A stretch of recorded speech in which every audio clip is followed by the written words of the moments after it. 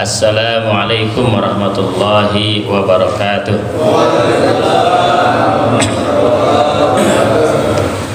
Mari sama-sama kita baca salawat pada Nabi besar Muhammad sallallahu alaihi wasallam. Salatullah salamullah ala Taha Rasulillah. Salatullah salamullah ala Yasin Habibillah. Tawassalna bismillah wa bil hadi Rasulillah wa kulli mujahidin lillah bi ahlil badri ya Allah. Allahumma sholli wa sallim wa barik alaihi. Yang terhormat para ustaz, para ulama yang dimuliakan Allah Subhanahu wa taala, para jamaah Masjid Ar-Rahman di pagi hari yang cerah ini. Selawat dan salam kita sanjungkan pada junjungan kita Nabi besar Muhammad sallallahu alaihi wasallam yang telah mengantarkan kita kepada jalan yang lurus, jalan agama yang benar, agama yang diberkahi Allah Subhanahu wa taala dan dicintai Allah Subhanahu wa taala. Semoga kita menjadi pengikut setianya sampai akhir hayat kita. Amin ya rabbal alamin. Bapak sekalian, pada hari ini, minggu lalu kita membahas takrib juga mengenai sholat berjamaah. Kali ini kita membahas takrib puasa, khususnya puasa Ramadan.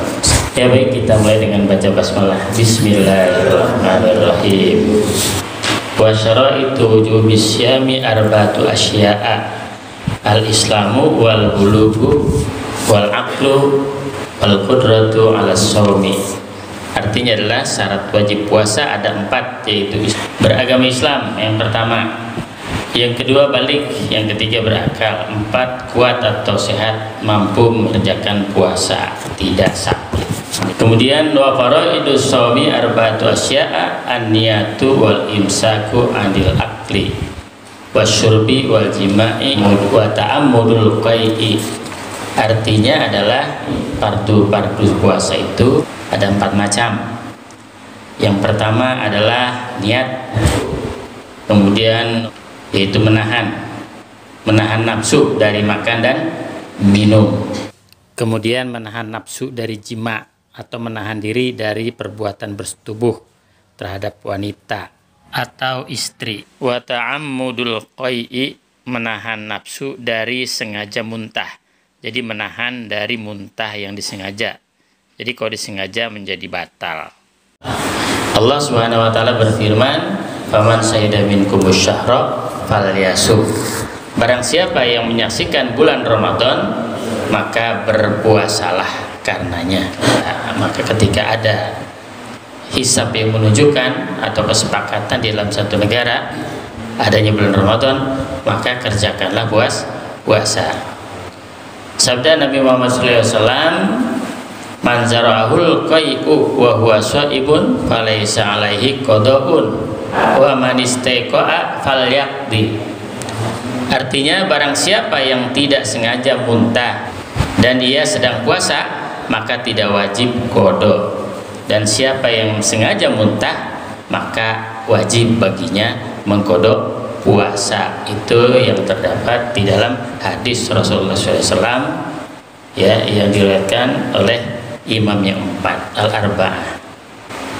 Kemudian hal-hal yang membatalkan puasa, walladzi yabturu bihi shauma asyaratu asya'a. Adapun yang membatalkan puasa ada 10 perkara. Ada berapa? Ada 10 perkara. Ma wasala amdan ila jawfi awir ra'si wal huknatu fi ahadis sabilaini wal qai'u amdan wal wat'u amdan fil farji wal inzalu an mubasyaratin wal haidu wan nifasu wal jununu waridatu. Artinya adalah Yang membatalkan puasa itu adalah 10 macam atau 10 perkara. Yang pertama, masuk suatu barang dengan disengaja ke dalam lubang badan, seperti ke dalam hidung, ke dalam telinga dan sebagainya, yang memang secara alami kita sudah punya lubang yang ada di dalam panca indera. Kalau di situ disebutkan atau ke dalam kepala umpama luka yang berlubang sengaja dimasukkan, gitu ya. Yang ketiga, memasukkan obat ke dalam salah satu lubang belakang atau depan.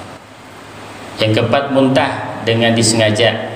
Yang kelima, bersetubuh dengan sengaja atau jima ya. Yang keenam, mengeluarkan mani ya, atau dalam bahasa yang sering kita ucapkan misalnya masturbasi atau onani dengan sentuhan dan sebagainya ya, seperti dengan tangan misalnya begitu ya. Yang ketujuh, haid bagi wanita. Yang kedelapan, nifas bagi wanita. 9, gila atau mabuk hilang ingatan. Dan ke-10, waridatu, itu waridatu yaitu murtad atau keluar dari Islam. Jadi itulah 10 macam orang yang membatalkan puasa ya.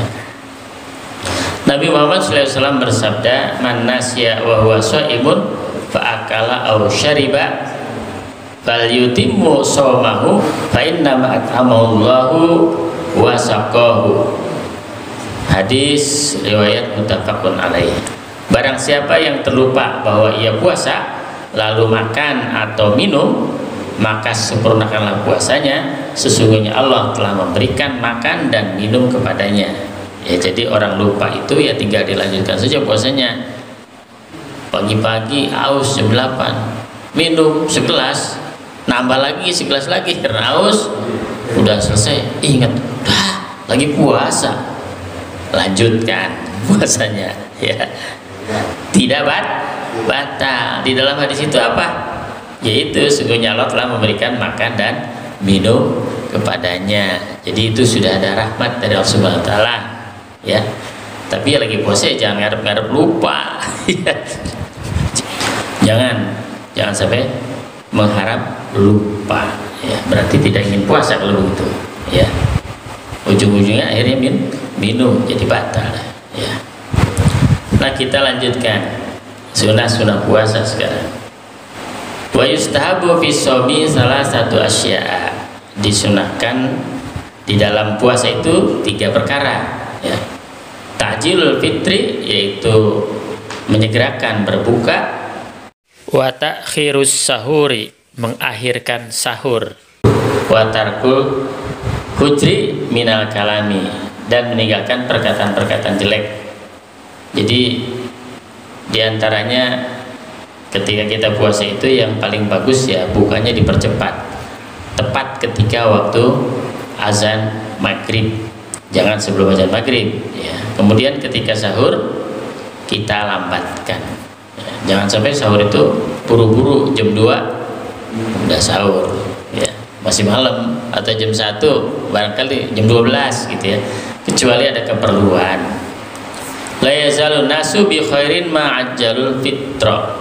Tidak berputus-putusnya orang mendapat kebaikan selama menyegerakan berbuka. Hadis riwayat Syekhoni ya, 2 ahli hadis. Kemudian Rasulullah SAW juga bersabda, rubba shaim laisa lahu min siyamihi illa ju' wa rubba qaim laisa lahu min qiyamihi illa sahar.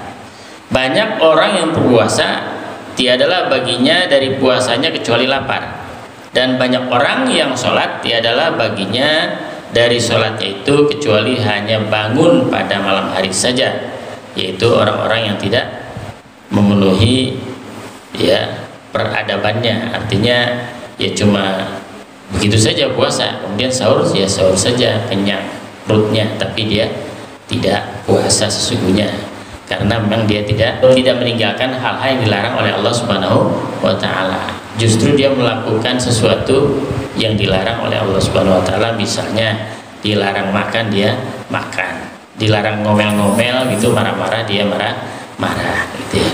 Jadi jangan sampai batin kita juga tidak puasa di dalam bulan suci Ramadan.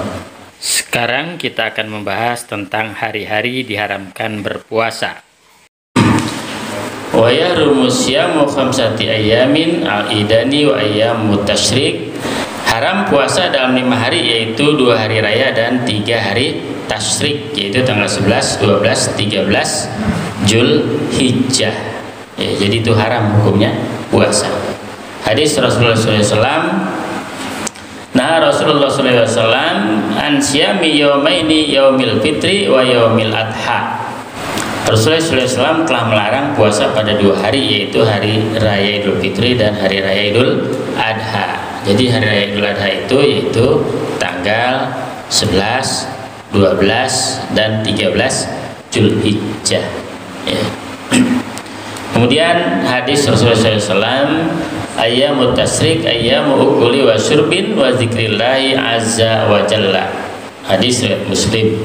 Hari-hari tasyrik adalah hari makan, minum, zikir kepada Allah Subhanahu wa taala azza wa jalla. Jadi hari tasyrik itu memang hari makan dan minum, hari berbuka, ya. Wa yukrahu shaumu yaumi syakki illa ayyuwafiqa adatallah. Dimakruhkan puasa hari ragu, yaitu hari tanggal 30 bulan Sya'ban misalnya, kecuali jika bersamaan dengan kebiasaan, yaitu bagi orang yang membiasakan puasa berselang sehari, yang kebetulan hari puasa itu ada pada hari yang diragukan, kecuali menyambung, ya. Jadi kalau ragu-ragu, ya apalagi kita yang jarang puasa Sa'ban gitu, puasa sunnah yang memang terus-menerus begitu ya, yang sering kita lakukan, ya sudah tidak usah puasa, ya. Apalagi sudah dekat waktu puasa.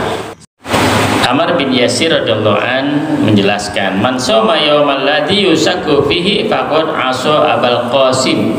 Ini hadisnya ya. Artinya barang siapa yang berpuasa pada hari yang diragukan, maka sungguh berdosa, menyalahi kepada Abul Qasim, yaitu Nabi besar Muhammad Shallallahu Alaihi Wasallam. Jadi kalau ragu-ragu sudah tinggalkan saja. Wa man wati'a fi nahari ramadhana amidan fil farji fa alaihil qada'u wal kafaratu. Barang siapa yang bersetubuh pada siang hari Ramadan dengan sengaja ke dalam farji, maka wajib atasnya berqada dan kafarat. Wa yaitkun raqabatin mu'minatin, yaitu kafaratnya memerdekakan hamba, ya. Di sini hamba perempuan yang mukmin, ya. Kemudian fa illam yajid fasyamu syahraini mutatabi'aini, maka ketika dia tidak bisa, tidak mendapatkan budak, maka dia harus puasa selama dua bulan berturut-turut, ya, mutatabi'aini, ya. Fa illam yastati fa it'amu sittina miskinan likulli miskinin muddun. Jadi kalau dia tidak bisa, maka dia memberikan makan kepada fakir miskin sebanyak 60 orang miskin. Bagi setiap orang miskin secukupnya, yaitu 1 mud. Jadi 1 mud itu kalau dibulatkan dari MUI Sulawesi Selatan itu 1 liter, ya. Kalau mau diuangkan boleh, ya. Dihitung sesuai dengan lauk-lauknya. Katakanlah kalau lauk makannya itu sehari kita 30.000, ya 30.000 gitu ya, lauk dengan nasi. Jangan begini, kita biasanya makan sehari 30.000 sekali makan gitu ya. Begitu untuk orang miskin mah gampang, kasih aja tahu tempe paling 12.000 gitu ya. Misalnya, jangan sampai seperti itu, ya sesuai dengan yang kita makan gitu ya. Maka jangan sampai kita ketika puasa itu melanggar aturan yang dilarang oleh Allah Subhanahu wa taala, misalnya berjima begitu ya. Nah, yang tidak boleh, ya, yang kemungkinan besar bisa terjadi kepada pengantin baru, ya, misalnya begitu. Tapi di sini pengantin lama semua ya. Wa man mata wa alaihi syamun min Ramadan ut'ima anhu likulli yaumin muddun. Wa man mata, dan barang siapa mati ya, wa alaihi syamun, sedangkan dia mempunyai kewajiban untuk puasa Ramadan, syamun min Ramadan. Ut'imu anhu likulli yaumin muddun, maka dia harus memberikan makan orang miskin, ya, atau fidyah setiap hari 1 mud, ya, 1 mud tadi sudah disebutkan, ya. Ukuran yang sebenarnya itu 1 mud, ada yang mengatakan 6,75, ada yang mengatakan 6,88 on, sehingga kita menoleransikan menjadi 1 liter, begitu ya. Dan disebutkan oleh Nabi Muhammad SAW, ya, man mata wa alaihi syamu shoma anhu waliyuhu, barang siapa yang mati sedangkan ia mempunyai kewajiban puasa, maka berpuasalah walinya, gitu ya. Wasyaikhul haramu wa idza ajaza anisomi yubtiru wa yut'imu an kulli yaumin muddan. Adapun kakek-kakek yang pikun bila tidak kuat puasa boleh berbuka dan memberikan makanan setiap hari 1 mud, ya. Jadi boleh, dia tidak puasa, tidak kuat, apalagi orang pikun, ya kasih aja makanan orang miskin sehari 1 mud, gitu ya. Itu diterangkan di dalam takrib, ya. Kemudian hadis Nabi SAW, ruhisa lisyaikhil kabir ayyubtira wa yut'ima an kulli yaumin miskinan wala qada'a alaihi, diringankan bagi kakek-kakek yang pikun untuk berbuka dan ia memberi makan setiap hari kepada orang miskin dan tidak wajib qada. Ini hadisnya, ya. Tapi di dalam hadis nggak apa-apa, ya, nggak usah qada. Bagaimana qada, orang dia pikun, gitu ya. Itu maka kewajiban yang sadar, ya, membayarkan fidyahnya, gitu ya. Jangan sampai dibiarkan begitu saja, ya. Wal hamilu, dan orang hamil, wanita hamil, bukan orang, ya.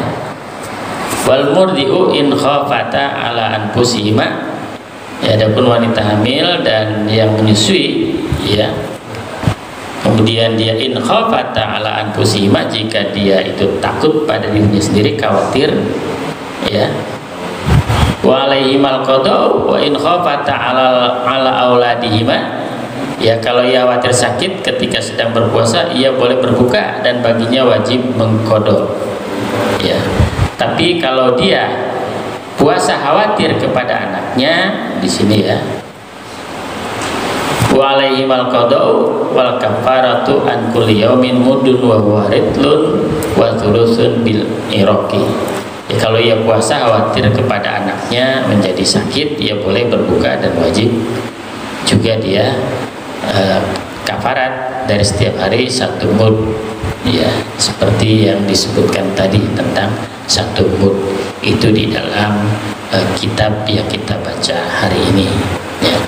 Memang ada sebagian orang yang mengatakan ya sudah qada saja, kan begitu, tanpa alasan apapun, ya. Kalau Imam Syafi'i, ya, dua-duanya harus dikerjakan, ya. Allah Subhanahu wa taala berfirman, wa 'alal ladzina yutiqunahu fidyatun ta'amu miskin, atas orang-orang yang tidak kuat puasa karena hal itu wajib baginya adalah fidyah, memberi makan kepada orang miskin. Qad shoma Rasulullah sallallahu alaihi wasallam bisafari wa aftara faman syaa shoma wa man syaa aftara.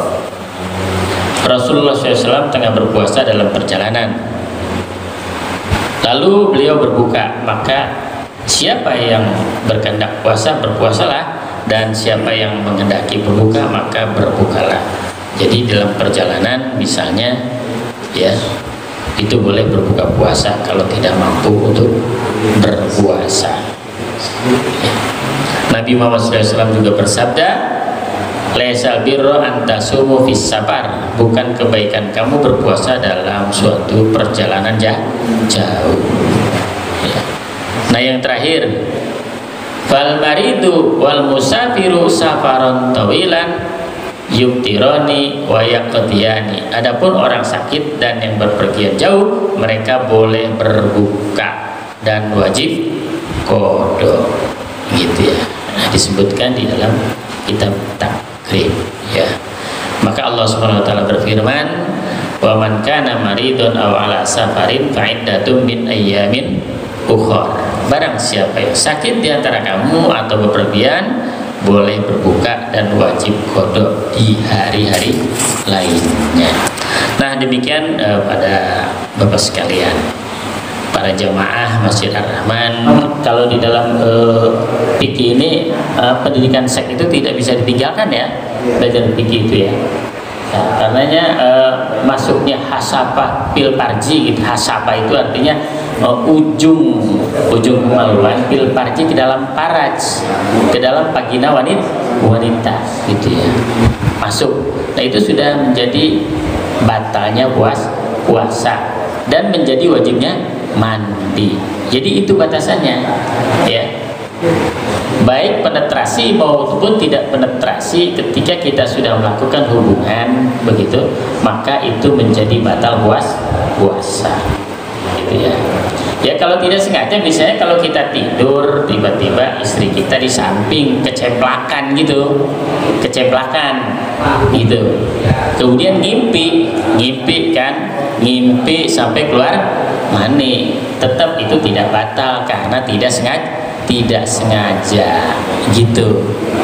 Saya kira itu saja cukup ya apa yang kita kaji pada pagi hari ini. Saya ucapkan wabillahi taufiq wal hidayah.